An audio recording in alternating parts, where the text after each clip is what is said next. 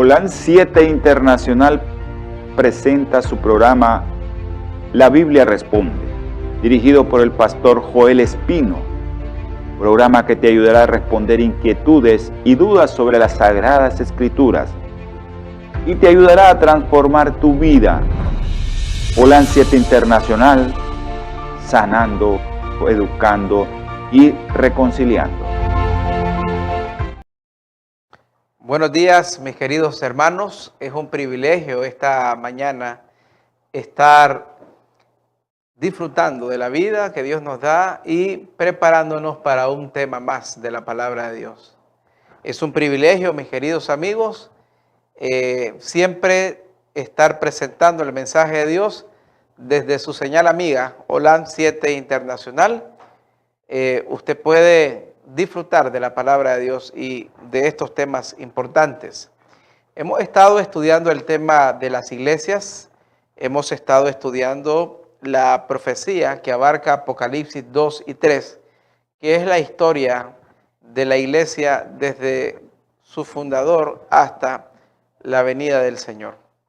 Es Cristo el que la funda y Cristo nos da la profecía de cómo la iglesia iba a pasar sus etapas, iba a enfrentar sus problemas y cómo el Señor providencialmente, ¿verdad? Es la providencia de Dios, iba a guardar a su pueblo en cada etapa. Así que es nuestro privilegio estudiar la profecía y verla desde el contexto de la salvación de Cristo Jesús. Pero vamos a orar, mis queridos hermanos, vamos a orar. Hoy vamos a entrar prácticamente a la quinta iglesia. Vamos a hablar hoy del mensaje de Dios a Sardis, que son mensajes que obviamente tenían su repercusión local, pero como es algo en la palabra de Dios, como es un común denominador, siempre hay un trasfondo universal. La palabra de Dios siempre se aplica en todos los tiempos. La palabra de Dios siempre se cumple en todos los tiempos. Definitivamente, con Dios siempre está la bendición de Él, ¿verdad? Con Dios siempre está su protección con su pueblo y Él es el que siempre nos mantiene con vida. Él es el que siempre nos tiene firmes y adelante. Vamos a orar, sí, mis queridos hermanos, vamos a orar, vamos a pedir la bendición de Dios y quiero orar por cada uno de ustedes. Amado Padre, gracias te damos, Señor, por el privilegio de abrir tu libro santo, Señor. Nosotros no somos dignos, Señor, de estudiar esta sagrada palabra. Solamente tú eres el único que nos puede guiar, Señor. Danos tu presencia, oh Dios. Acompáñanos una vez más con tu sagrada iluminación. Llévanos a entender la revelación. Gracias, Padre, por tu amor y tu bendición. En el nombre de Jesús. Amén y amén. Muy bien, mis queridos hermanos, realmente que la visión del Hijo en Apocalipsis, en medio de los 7 candeleros de oro, representa a Cristo caminando a lo largo de la historia con la iglesia. Representa a Cristo, al Hijo de Dios, caminando allí en medio de los candeleros y cómo el Hijo de Dios nos va guiando a cada uno de nosotros. Vamos a ir al libro de Apocalipsis, el capítulo 3. Ya hemos abarcado el periodo de Éfeso. Éfeso es la iglesia primitiva del 31 al 100. Luego abarcamos el periodo de Esmirna, la iglesia de las persecuciones, del año 100 al año 315. Luego abarcamos el periodo de Pérgamo, del 315 al 538, ya el periodo de Constantino, y ciertos cambios que la iglesia vino enfrentando, lamentablemente para mal. Ya es un periodo en el cual la apostasía, las falsas doctrinas van penetrando el cristianismo. Y luego caímos en nuestro estudio pasado al tema de Teatira, que fue el periodo de la Edad Media, del 538, hasta llegar a 1517. ¿Qué eventos suceden que marca a Sardis. Bueno, la palabra Sardis significa canto de gozo. Es interesante que viendo algunos significados de Sardis, canto de gozo, que bien podría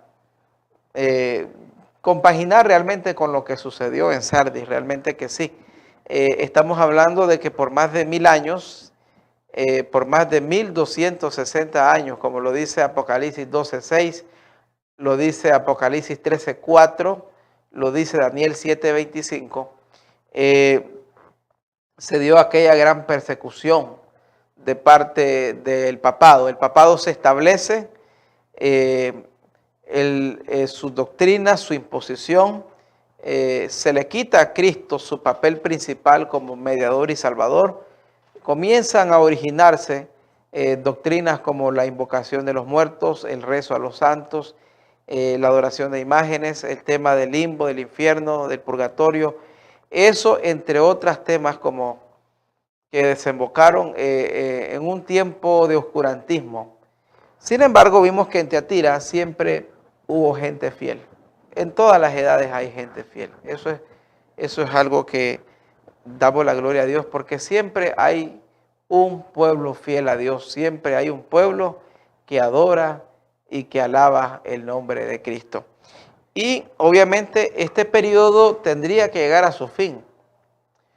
Es interesante cómo las cosas llegan a su fin en el periodo de Tiatira, que abarca prácticamente la Edad Media, el periodo de la Inquisición, mucha muerte hacia aquellos que no aceptaron la imposición del papado, persecuciones, se llevaron a la hoguera no solo cristianos, pensadores, escritores, científicos, médicos, todos aquellos que tenían opiniones distintas a las enseñanzas de Roma eran finalmente llevados a la hoguera. Pero comenzaron a surgir hombres ahí por los siglos XIV, XV, especialmente hablemos de Juan Hus un poquito, aquel hombre llamado el Lucero de la Reforma. Hus comienza a oponerse, comienza a establecer verdades bíblicas, hacer que el pueblo de Dios vuelva su visión a la Biblia, que vuelva su vista a la palabra de Dios, surgieron hombres como William Tyndale, luego estuvo Enrico Zwinglio, estuvo hombres como, bueno, un poco más adelante, como estuvo Juan Hus, Jerónimo, Calviño, y finalmente el hombre estandarte de esa época, como lo llama Ellen White, el campeón de la verdad, hablando de Martín Lutero, un hombre de que fue usado poderosamente por Dios. Cuando nosotros hablamos un poquito de Sardis, nos vamos a ubicar en Apocalipsis 2. Ahora vamos al texto, después de ver este contexto histórico. Vamos a ir a Apocalipsis, el capítulo 3. Nos ubicamos en Apocalipsis, el capítulo 3, y dice: escribe el ángel de la iglesia en Sardis. Dijimos que las iglesias tienen una estructura. Las iglesias tienen su estructura. Las iglesias tienen lo que es la presentación, es como una especie de presentación de Cristo.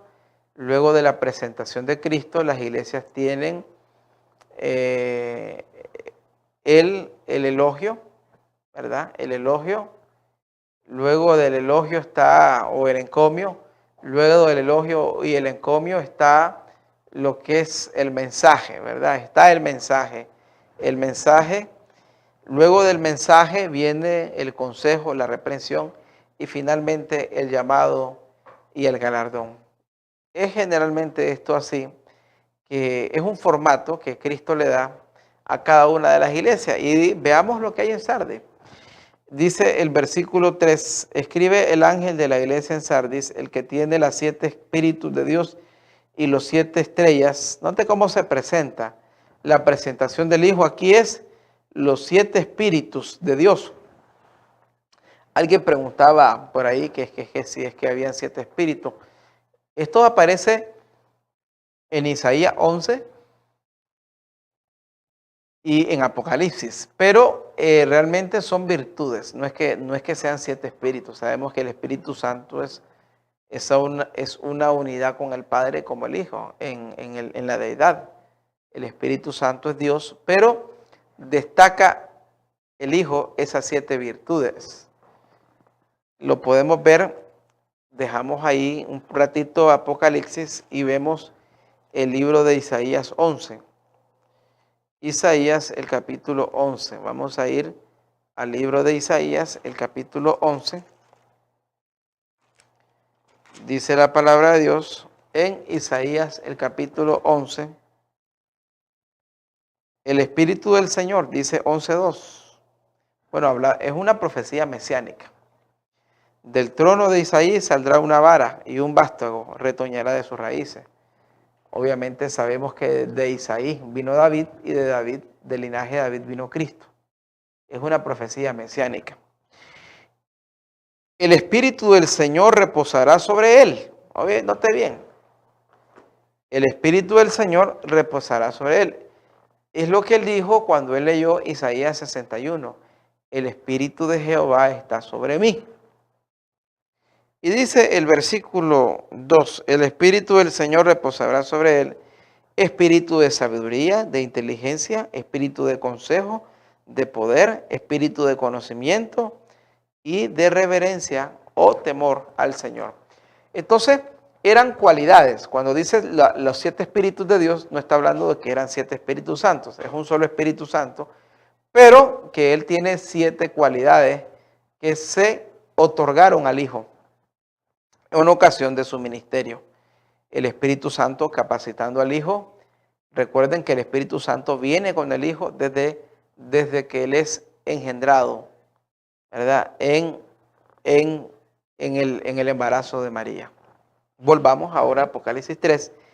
Entonces, Él se presenta como el que anda en las 7 estrellas de Dios, el que camina en las 7 estrellas de Dios, ¿verdad? Representando esas iglesias.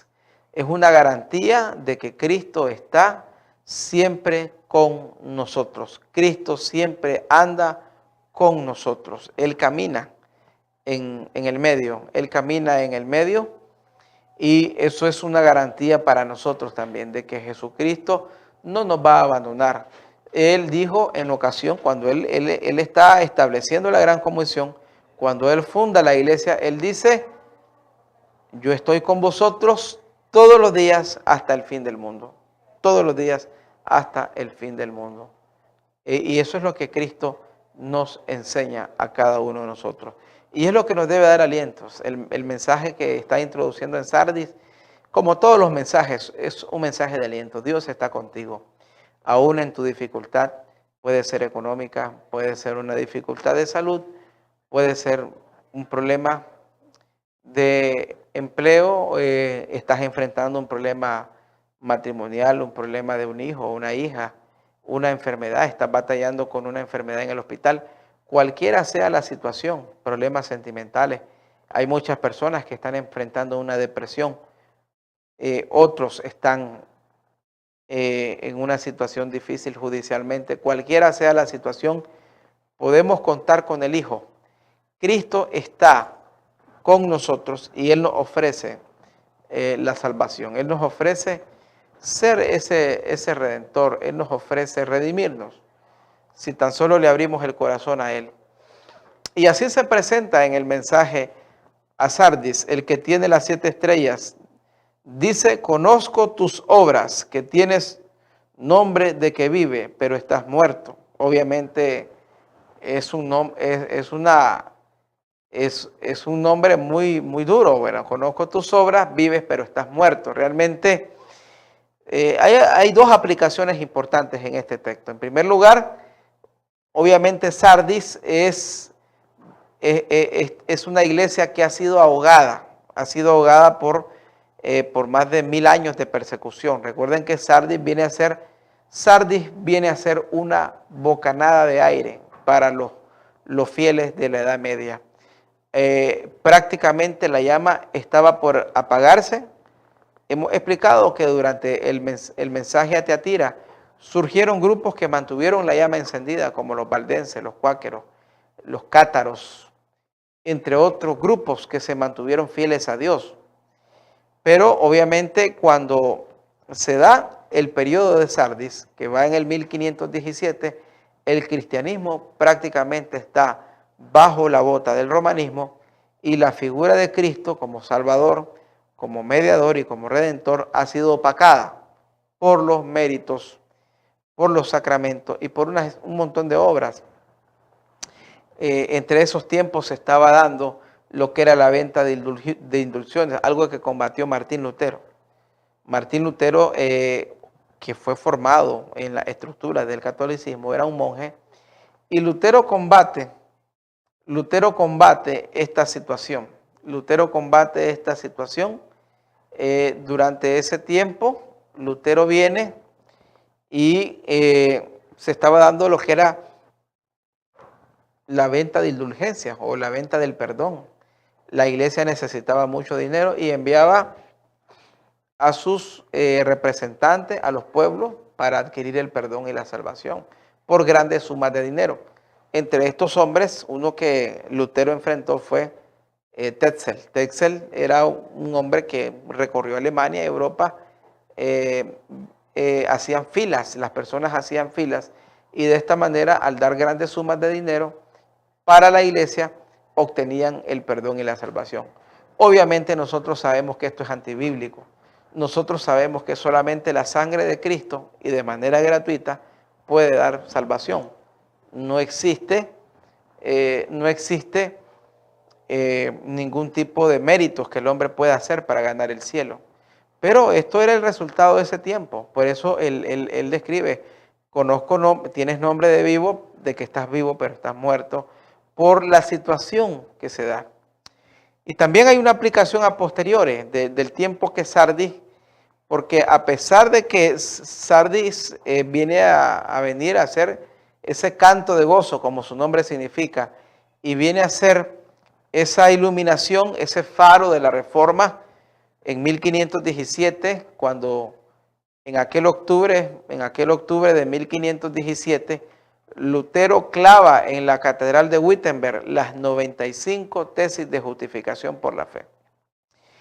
Eso fue un documento poderosísimo que fue un antes y un después. Y obviamente hubo una contrarreforma, ¿verdad?, fundada por Ignacio de Loyola y los jesuitas en respuesta al movimiento de Lutero.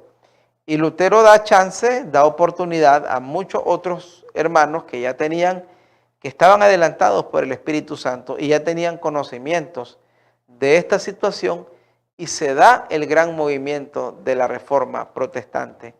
Y obviamente que esto no fue de la noche a la mañana, y obviamente aún el Evangelio seguía siendo secuestrado. Sin embargo, representa el inicio de lo que más tarde llegó a ser el protestantismo, y de donde vino finalmente, como lo vamos a ver en las siguientes iglesias, vino el remanente de Dios para el fin del tiempo.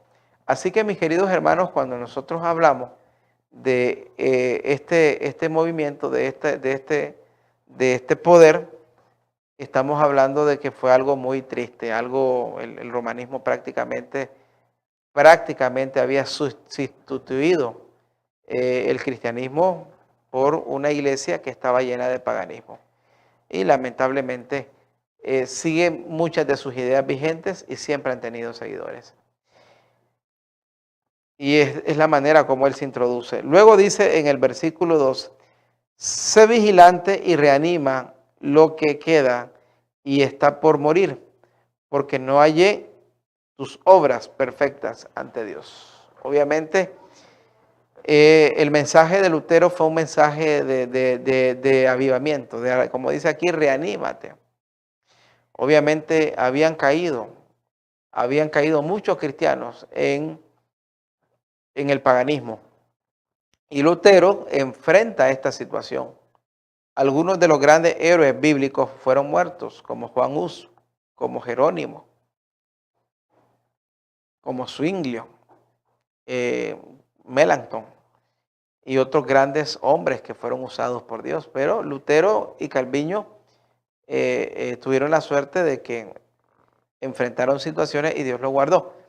En el caso de Lutero, cuando Lutero, ¿qué es lo que le da a él ese aire? Generalmente antes las Biblias estaban encadenadas, la gente no tenía una Biblia en su casa, la gente no podía leerla. Se leía y se interpretaba al antojo de Roma, al antojo del papado. Generalmente nadie tenía acceso a la escritura. Lutero en la universidad comienza a leer una Biblia que estaba encadenada. Y hay un texto que es interesante que a Lutero lo impactó. Fue como su texto de batalla, fue como su texto de vida, ¿verdad? Fue Romanos 1:17.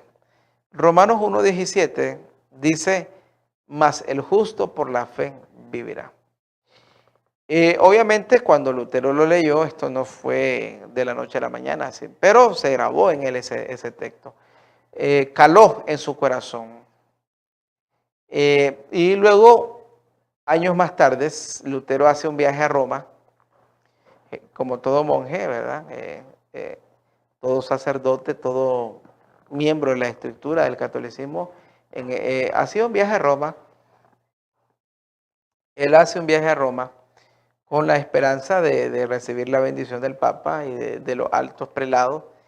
Y desde que está él viendo la ciudad de las 7 colinas, cae de rodillas y dice, salve Roma. Eso está escrito en el Conflicto de los Siglos y también en la autobiografía de Lutero. Y él estuvo unos días en Roma y fue lamentable lo que él ve. Comienza a decepcionarse un poquito porque miró la extorsión que se practicaba en Roma, en el Vaticano, miraba las orgías que se hacían, los sacerdotes participaban de fornicaciones, adulterios, sodomía.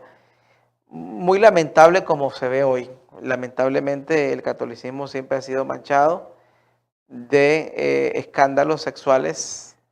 Hace algunos años, solo en la conferencia de Boston, en la episcopal de Boston, el catolicismo pagó más de 50 millones en resarcir daño hacia muchas demandas.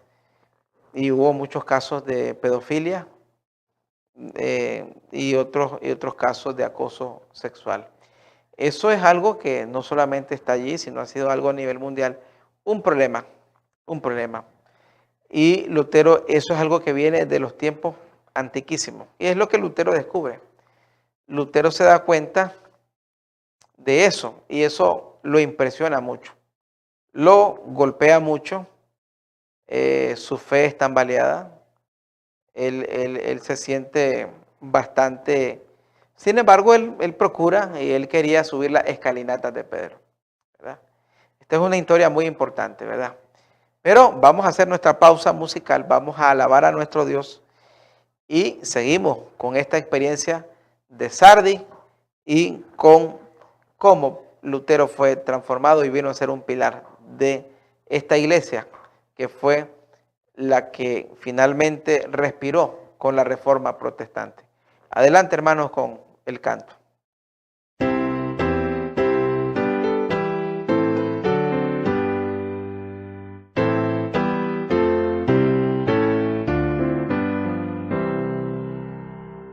Castillo fuerte es nuestro Dios, defensa y buen escudo, con su poder nos librará.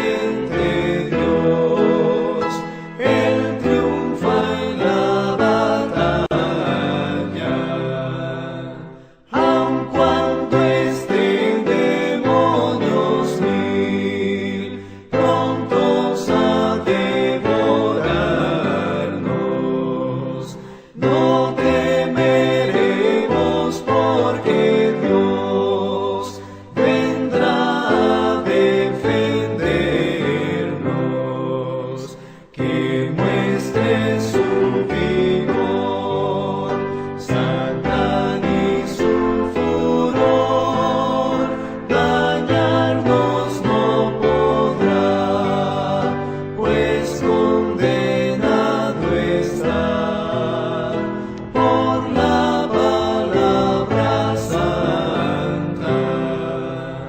Sin destruirla dejará, aunque mal de su grado. Es la palabra del Señor que lucha a nuestro lado, que lleve con furor los bienes, vida, honor, los hijos, la mujer, todo ha de perecer, de Dios el reino queda.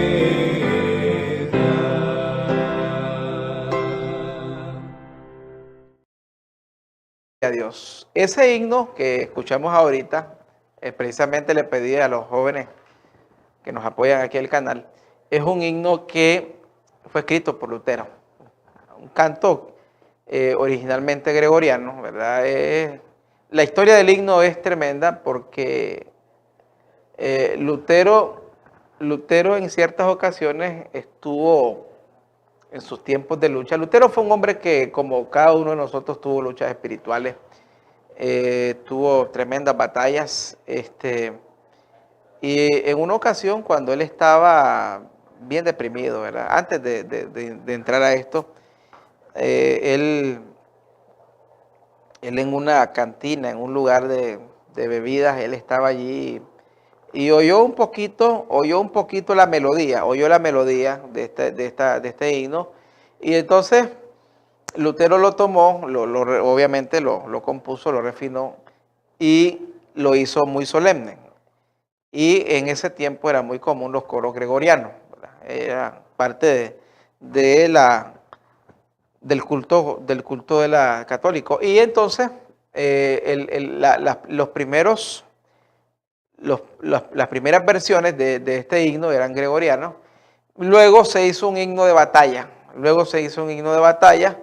Que obviamente él estableció, ¿verdad? Y finalmente quedó, al final, con los años, ha venido a convertirse en un símbolo de el protestantismo, de la fe de Lutero, que se ha traspasado a diferentes generaciones, ¿verdad? Ahora todo el cristianismo lo ha hecho propio, ¿verdad? El himno.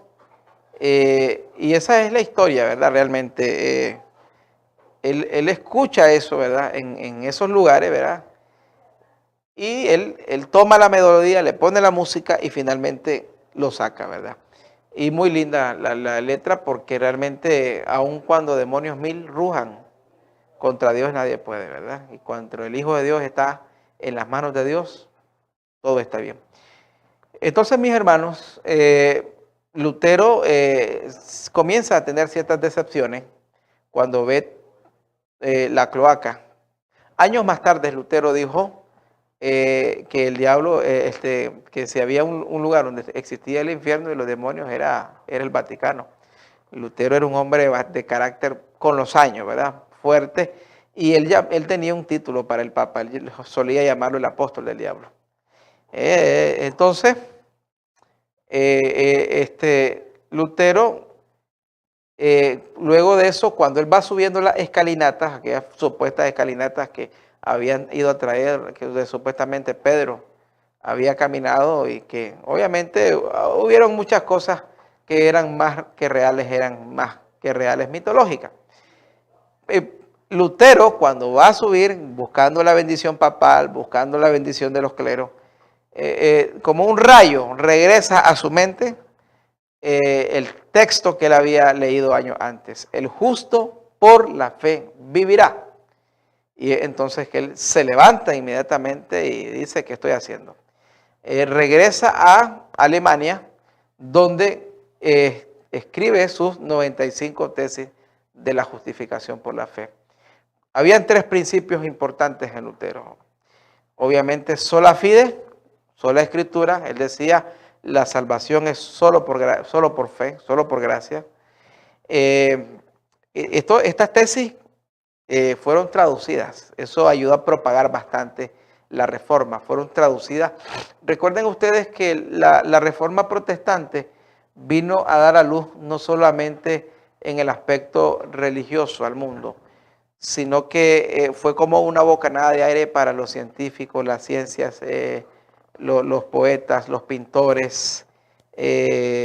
Por eso es que se le llama el siglo del renacentismo, ¿verdad? Porque fue como que se rompieron las cadenas.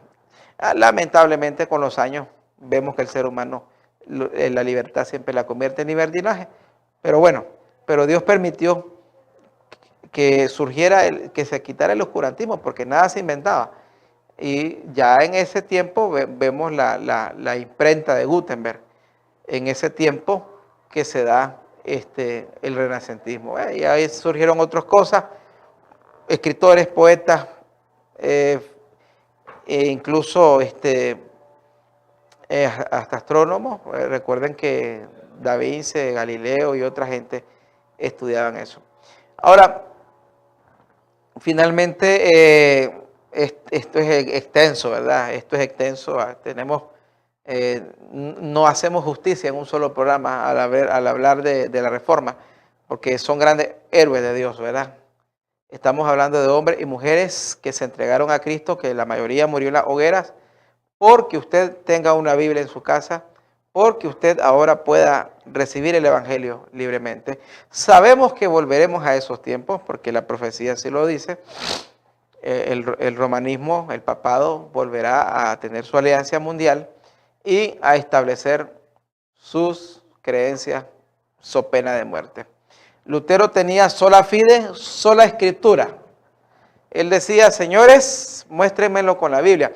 Porque, en primer lugar, el papado quiso llevárselo a juzgar a Roma. Allá lo hubieran encarcelado y lo hubieran freído vivo.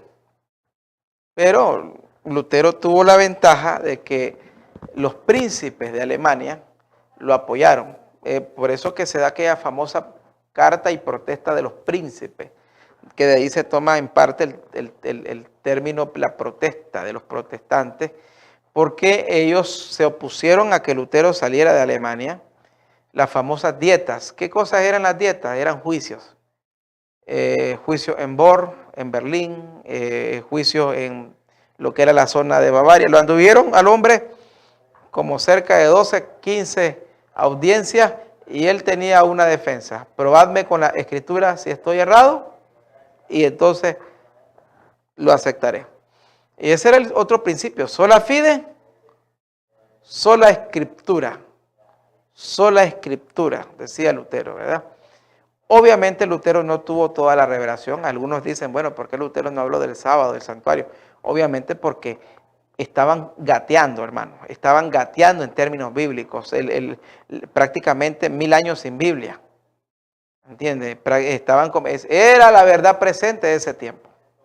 Obviamente Dios estaba preparando las condiciones para que a un par de siglos después surgiera el movimiento adventista, restableciendo no solamente la salvación por fe, que ya Lutero lo había hecho, sino ya los hitos como el santuario, los mandamientos, la reforma pro salud, entre otros grandes temas para el mundo final.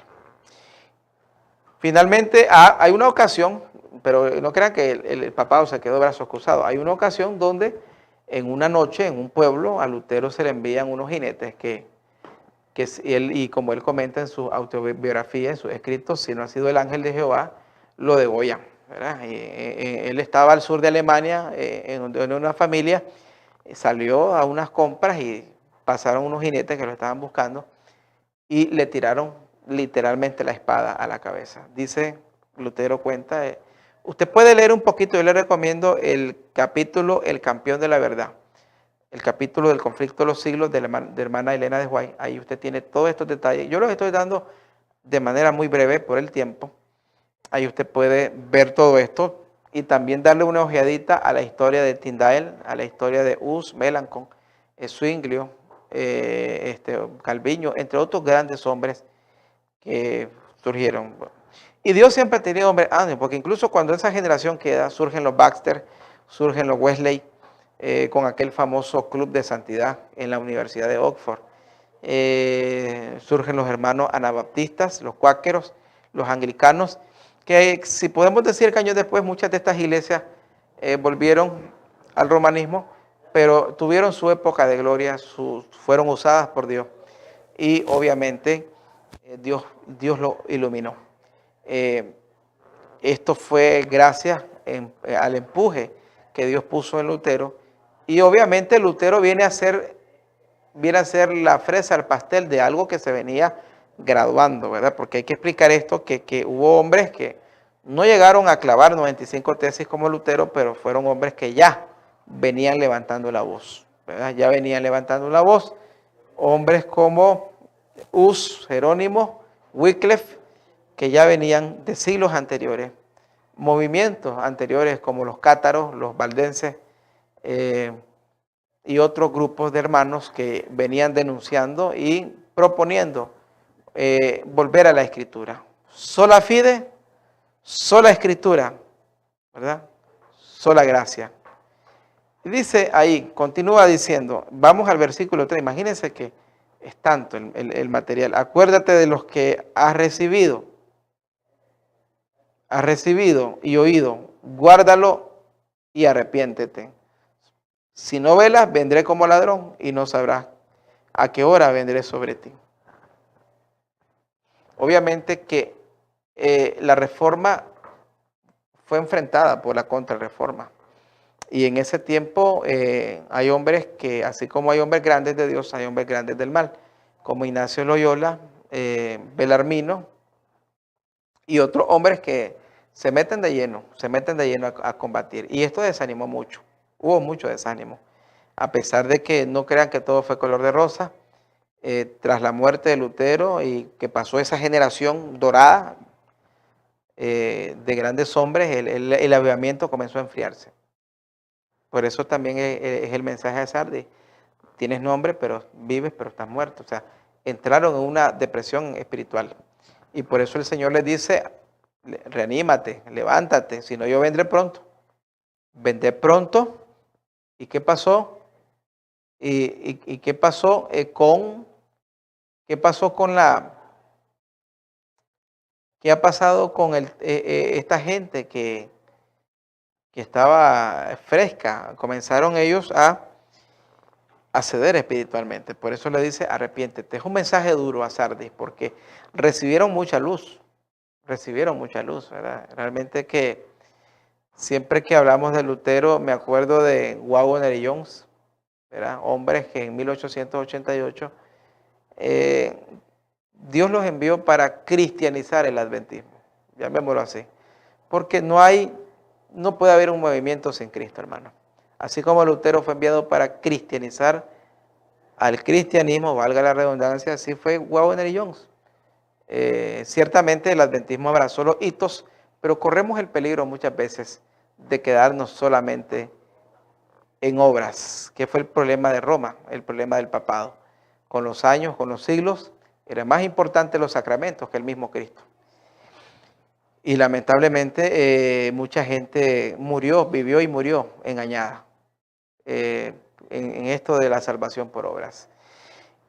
Dice el Señor en el versículo 4, estamos en Apocalipsis 3:4, con todo tienes unas pocas personas en Sardis que no han manchado su ropa y andarán conmigo vestidas de blanco porque son dignas.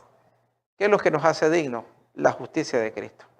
Dice el Señor, hay fieles en Sardis y gloria a Dios por esto. Siempre en todas las iglesias hay fieles, Hay un remanente, hubo muchos hermanos que fundaron iglesias.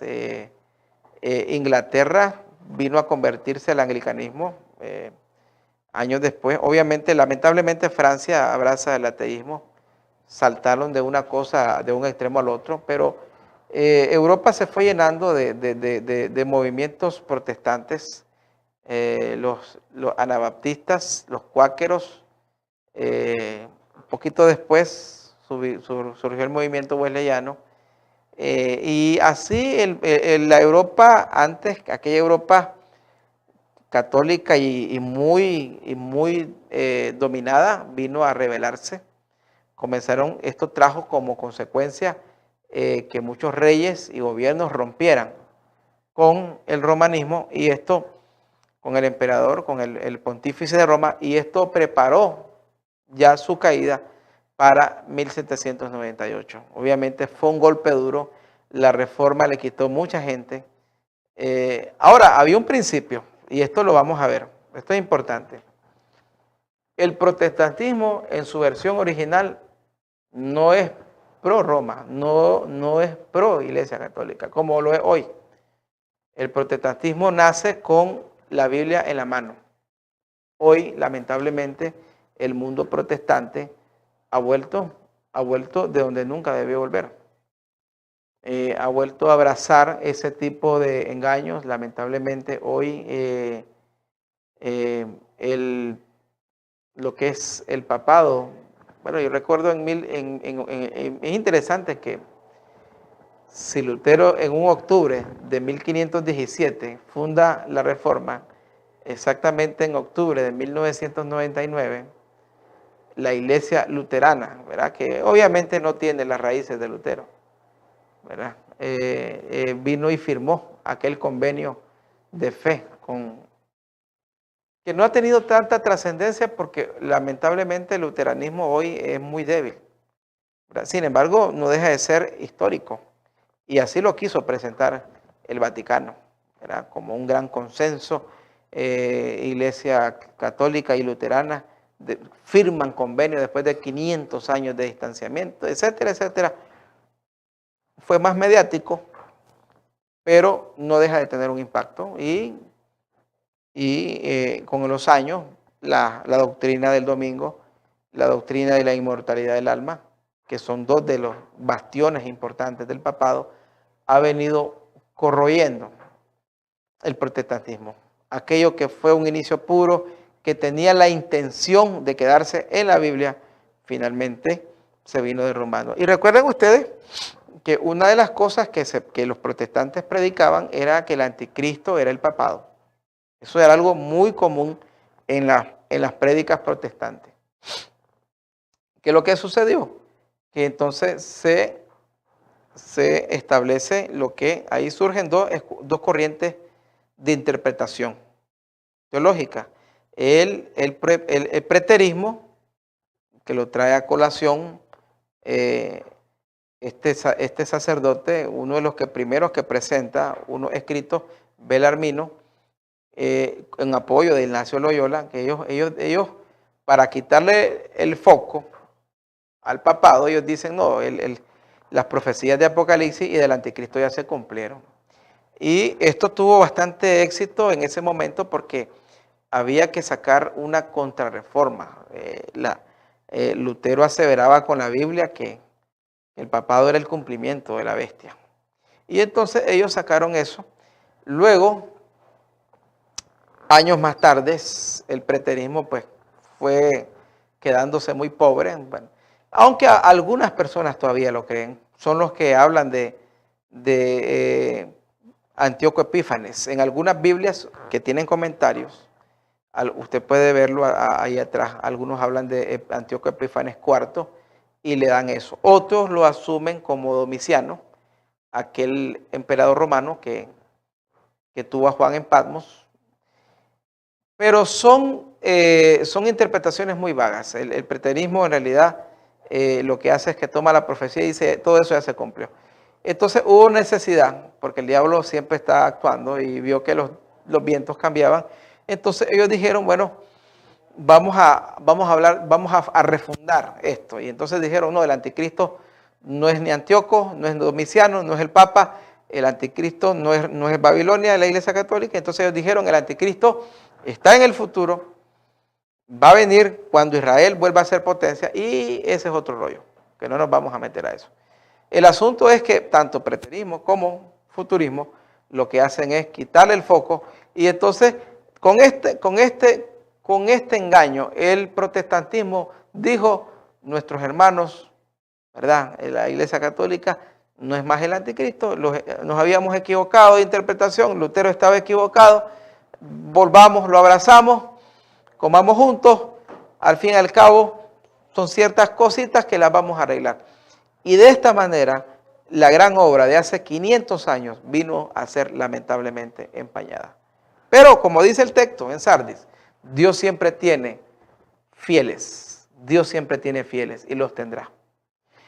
Dice el versículo 5, el que venza será vestido de ropa blanca, no borraré su nombre del libro de la vida y confesaré su nombre ante mi Padre y ante sus ángeles. ¿Quién es el que vence, hermano? Es el que es fiel a Cristo, es el que es fiel a la palabra. Es el que, como Lutero dice, sola escritura. ¿Por qué nosotros hacemos énfasis en los mandamientos, en el tema del santuario? Porque son temas que están en la Biblia. Una de las cosas que Daniel había predicho del papado es que echaría por tierra la verdad del santuario. Quitaría a Cristo de su lugar prepominente. Cristo tiene un lugar preeminente. Pablo dice, hay un solo mediador. Es el puente que vio Jacob. Ángeles subían, ángeles bajaban. Esa escalera, perdón. Pero cuando tú le quitas el principio a Cristo, cuando tú le quitas el papel fundamental a Cristo, lamentablemente, estás entrando en un terreno muy oscuro, muy errado, en un terreno que no te va a llevar a nada.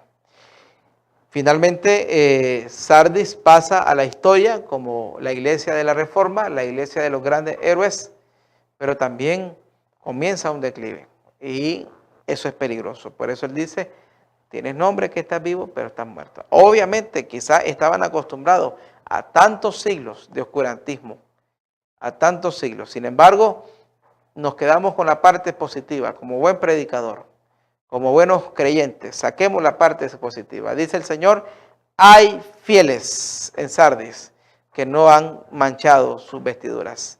Y dice el Señor, mantente firme. ¿Cuál es el mensaje que nos da? El mensaje a Sardis y para nosotros es, no borraré, no quitaré tu nombre de la vida al que venza. ¿Y cómo nos garantizamos que nuestros nombres están en la vida, en el libro de la vida? A través de la justicia de Cristo. Es el único, a través de la justicia de Cristo. Amados hermanos, vamos a escuchar un himno más y luego vamos a cerrar con una linda oración para orar, para que nuestros nombres siempre estén en el libro de la vida y ser fieles como los hermanos de Sardis.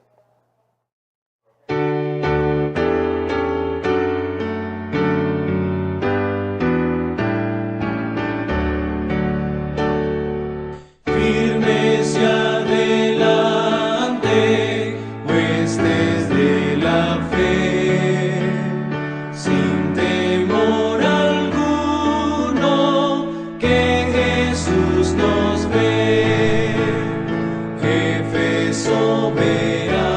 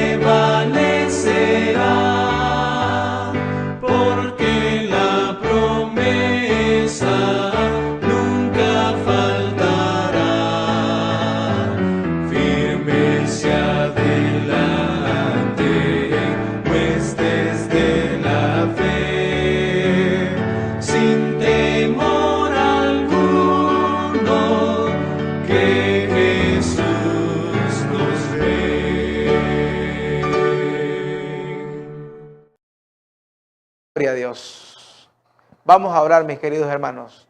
Tronos y coronas pueden perecer. De Jesús la iglesia firme ha de ser. Vamos a orar. Padre, gracias te damos por tu palabra. Gracias te damos por este hermoso tema. Señor, ayúdanos a ser fieles aún en medio de la oscuridad. Ayúdanos a permanecer firmes de parte de la palabra. Y que podamos decir, como dijo este gran hombre de Dios, Lutero, sola fide, sola escritura, sola gratia. Señor, ayúdanos a estar firmes. Bendice a cada hermano que ha oído tu palabra. En el nombre de Jesús, amén. Dios le bendiga.